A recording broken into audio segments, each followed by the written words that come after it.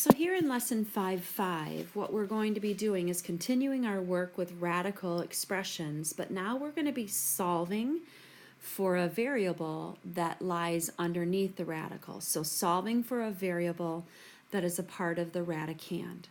And then we also want to be able to apply these radicals to real-world problems. So here in example 1, we have the square root of the quantity 2x minus 5 is equal to 7. Now the first thing we always want to do is to isolate the radical. And in this case, the radical is already all by itself on one side of the equation.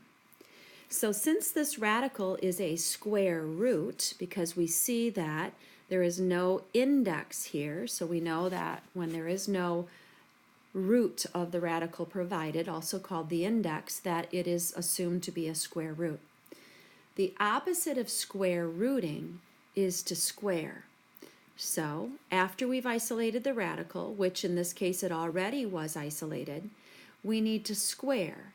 And when working with equations, we know that whatever we do to one side of the equation, we must also do to the other side.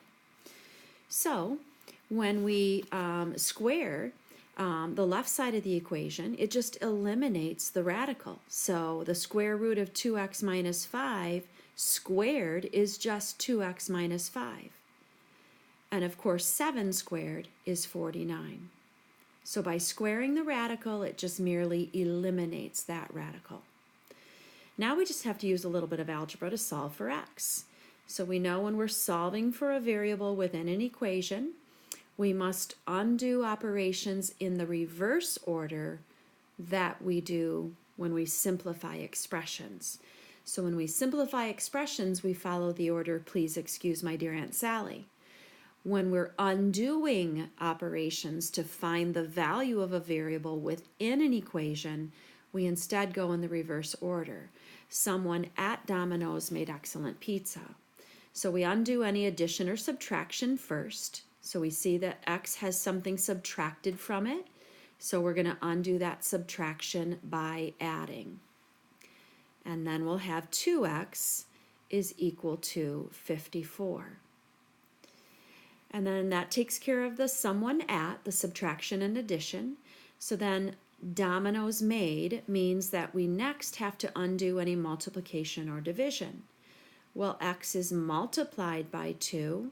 So we're going to undo that multiplication by dividing both sides by 2.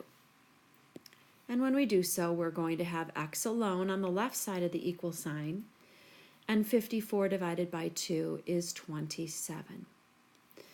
Now this next step is crucial. We must check our solutions whenever we are solving for a variable underneath a radical, because even though we might have done everything correctly algebraically, there is always the possibility that the solution doesn't work with radicals, and we can go into why that is in greater depth in class next week.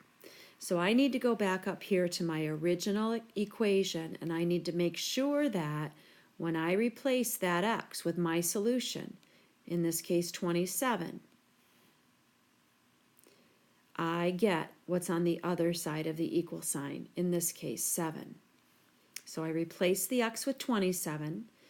2 times 27 is 54, and 54 minus 5 is 49.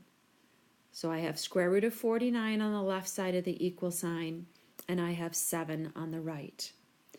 When I take the square root of 49, I get 7, because I know to always take the principal square root. And therefore, 7 does come out equal to what's on the left side of the equal sign, and therefore 27 is my solution.